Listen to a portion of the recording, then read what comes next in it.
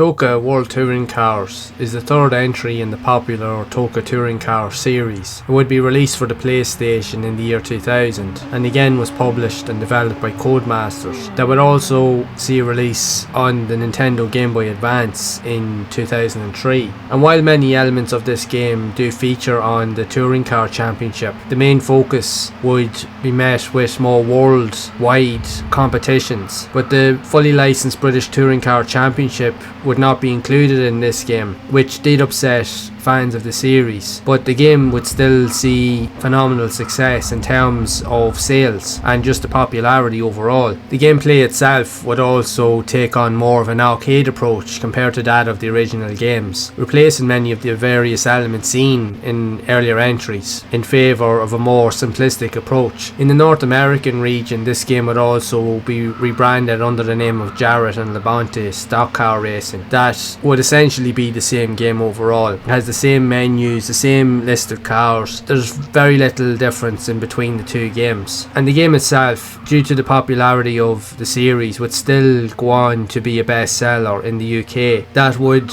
replace WWF SmackDown off the top spot for a period of time. And the game would also be compared to the iconic Gran Turismo series, as it was considered to be right up there with among some of the best and greatest racers of all time seen on the PlayStation, with great reviews across the board on a multitude of different magazines. The game just has a lot going for it in terms of even of its visuals, its gameplay dynamics, and just the overall presentation of the game, as it also has a really cool style soundtrack that appeals to the nature of what the game is trying to do. And even when you look back over the history of the Toca Touring Car games, the graphics in this game are definitely a massive step up. For its time, it was considered to be one of the most visually impressive racing games seen on the PlayStation, with very high-res and dynamic style visuals, with great colour palettes, and just generally a very good looking game all around, with a variety of different cars, both your classic style touring cars, but you could also race as more standard cars or coupes with the likes of the Peugeot 306 GTI 6, the Mazda RX-7, the Subaru Impreza WRX, among many other iconic cars from different types of brands, even alongside the Mitsubishi FTO. So there were cars in this game that you could get access to that you wouldn't see in too many other racing games at the time. And while this game does appeal to the masses, it does change up the gameplay dynamics, more notably seen in the first two Toca games, as the handling characteristics have been drastically changed. And in some cases, while they are very good, depending on the cars that you're choosing, the handling can be a massive difference in how you approach different situations, and can also determine if you're going to find it simple enough to win races or not, as the handling dynamics for the most part can be quite twitchy and in some cases cumbersome. Like, looking back over the game, while it still plays really well and it is a very good title, there's certain cars in the game that when you play as them, if you're not used to what you're doing, you'll find that you will spin out a lot in this game. But that was prevalent in the Toca series anyway. If you drive too aggressively trying to go around corners, the game will crucify you for trying to do so. So you do have to adapt your play style, and you have to race the car and treat the vehicle with the level of respect it deserves as you're racing, because if you try to be too aggressive, you will spin out. But if you drive with a more consistent approach, it will reward you. But overall, it is a very rewarding experience, and again, it has some great use of visual aesthetics, gameplay ideas, and different elements that really kind of step up the whole style of the game. Even regards to the views, it's also got one of the best in-car like cockpit views that you can see on a racing game on the PlayStation, as it's very detailed, and each car that you race as has its own individual in-car view, and the dashboards and all of the intricate elements are all unique to the specific model of car that you're racing, which was quite a step ahead for its time. So it just got a lot of things right, and it just is a really good solid experience all around, although it can be a little bit on the twitchy side with the handling depending on the cars that you choose. But overall, a very good and solid experience. Even going back personally for myself, I remember playing this in the later years of the PlayStation's lifespan, and I remember getting access to a demo of the game that was also part of the UK PlayStation PlayStation magazine, as I used to get that demo magazine every month back in the day, and straight away I was addicted to how the game played, and even more noticeably how it looked at the time, as it was considered, and in my opinion, one of the better looking racing games seen on the PlayStation. But it just played so well. I love playing with the in-car view because it just felt so realistic. It has great use of dynamics, even the crash physics, everything in the game. Like, the damage is very apparent. Like, when you smash a car off a wall or into another car, you lose fenders and the windscreen will smash and bumpers will fall off, and it really affects the whole look and feel of the car, even how the car feels and handles as a result. So it is very dynamic.